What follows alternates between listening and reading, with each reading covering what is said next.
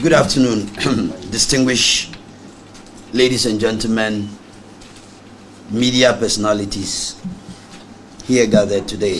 We are once again honored to have you with us today. Our focus today is on government e-block school project that has become a propaganda and a discourse that is going on around the country, and I'm sure most of the media men here are aware of that. Ladies and gentlemen of the media, there has been a lot of talks lately about the politics of abandoned government projects, and the e-block issue has dominated public discourse after the ultimatum issued to government by the paramount chief of Aflao traditional area, Togbe Amenya Fiti the Fifth. We recall that in 2012, the FY Mahama government announced its intention to build 200 community day schools, senior high schools in the country to enhance access to secondary education. It is instructive to note that the contract were awarded for 124 out of the speculated number of 200 schools. It is expected that 101 out of the 124 will be funded by the government of Ghana, that is the GOG, in two phases. Phase 1 of the project consists of 50 schools and will commenced in March 2014. Phase 2 was made up of 51 and commenced in July 2015. The World Bank funded the construction of an additional 23 districts under the Secondary Education Improvement Project, that is CEIP, which commenced in July 2015. This brought the total number of e-blocks to 124. To all intents and purposes, the former president completed only, or the NDC administration at that time, I repeat, were able to complete only 29 of the schools e-blocks out of 200 e-blocks before Ghanaians voted the NDC out of power in 2016. I repeat, the former president and his NDC regime were able to complete only 29 of the e-blocks out of 200 e-blocks before Ghanaians voted them out in 2016, resulting in an election where Akufo Addo won and the governing New Patriotic Party took over. The point must be made clear that before the inception of the Akufo Addo government, only 29 e-block schools has been completed and operational, with the rest either on the ground or not constructed at all. I want to repeat. Before the MPP administration took over the reins of leadership in this country, a total of 29 e-block schools had been completed and operational, with either the rest at the ground level or not constructed at all. Statistics from the Ghana Education Service indicate that as at the time His Excellency John Dramani Mahama led government left office in January 7th, 2017, only 29 e-blocks out of 200 of its e-block day schools project were completed. And I'm repeating that because I want to emphasize on that, so that media men, we are throwing a challenge so that you can go and do your own research and come back. Ladies and gentlemen of the media, records obtained from the Ministry of Education indicates that the FY Mahama administration, this is also very important, awarded contracts of over 900 million Ghana cedis to construction companies to establish E-block schools but failed to pay contractors. They failed to pay contractors. They awarded 900 million Ghana cedis contract to various construction companies, but they failed to pay those contractors.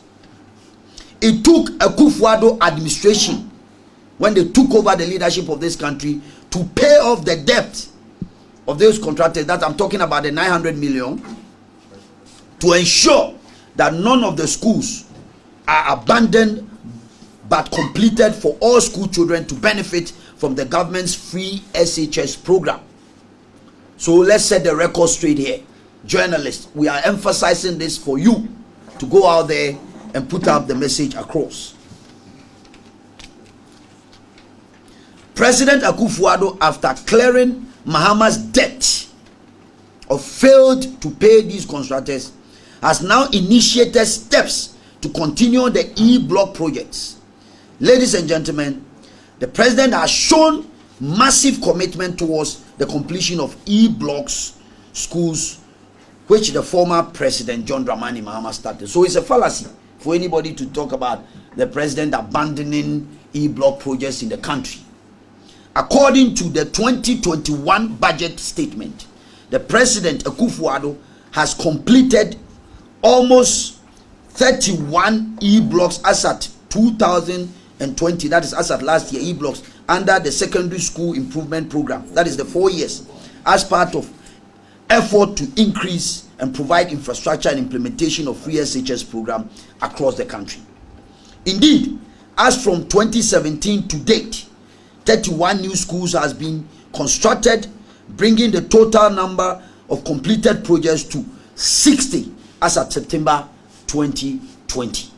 I repeat, as from 2017 to date, new schools has been completed, bringing the total of the E-blocks completed projects to 60 as at September 2020.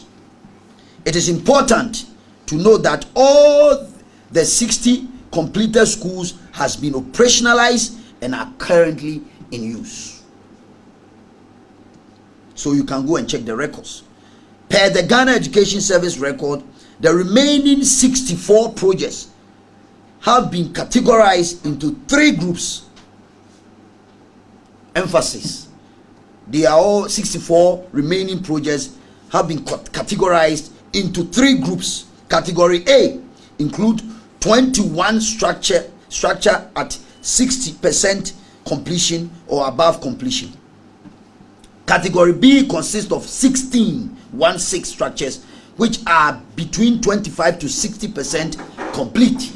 And we want to make this emphasis so that those who are criticizing the government that we have abandoned projects and government is not doing anything about it will take note. Category C consists of 27 terminated contracts which include projects. I'm talking about the contracts that were given and then they awarded 900 million and most of them were not done. They abandoned it and they left it like that. So these are the contracts that I'm talking about. And so those were at the structural level. So ladies and gentlemen, between President Akufo Addo and His Excellency John Dramani Mahama, who has invested heavily in education to increase access and improving quality of education within the first 4 years of administration. Clearly, Akufo Addo's administration have been committed to completing these projects against claim that he has abandoned all these projects.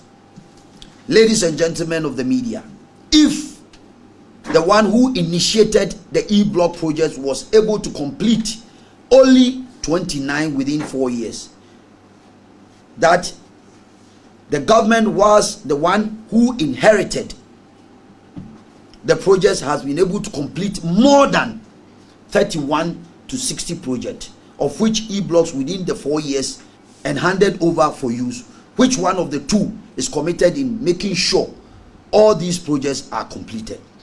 Don't forget that Akufo Addo's administration has to pay 900 million contract debt to construction companies, which is very, very important.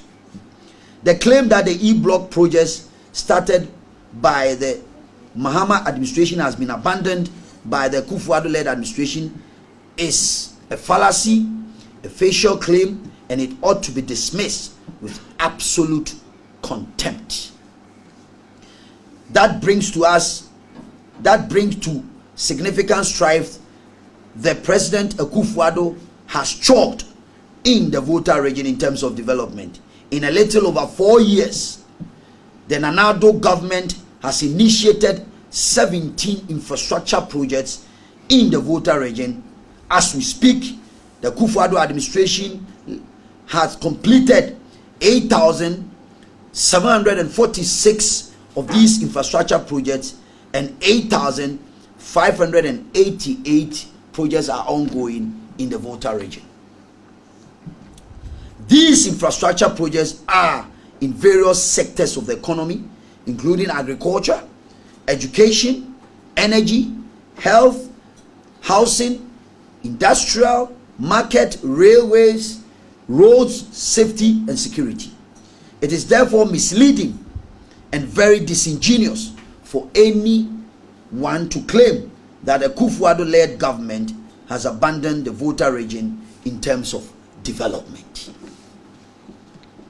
Again, the Akufo Addo government made a promise to develop the country, improve the economy, ensure prosperity to Ghanaians, the Ghanaian people, and is delivering on his promise.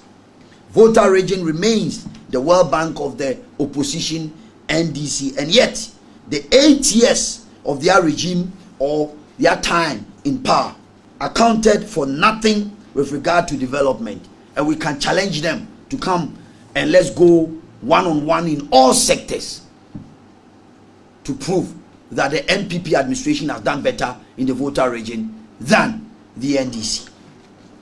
Ladies and gentlemen, how plausible is it for your stepmother to pull your ass out of fire when your biological mother refuses to do so? At least the NPP is honest enough not to give the people of the Volta region any promise they know they cannot fulfill. What about the NDC? It might behove the unintelligent excuse of any opposition element to check their facts before spewing their uneducated rhetorics. As for the former President Mahama, the least said about him, the better. It is how His Excellency John Dramani Mahama's desperation for power is driving him to the edge of attention-seeking tantrums. Mr. Mahama is clearly acting like an arsonist who always expects to take credit for having extinguished the fire that he sets. He cannot start a fire and then call the fire department acting like he is the hero. Our advice to the NDC and the former president is that he should focus on redeeming his party's credibility and his own personal credibility, and heed to the advice of what we are hearing, the alleged family pressure on him to step down and not contest any political office in the country again. We are going forward as a movement, and we'll always make sure we set the record straight. Thank you very much.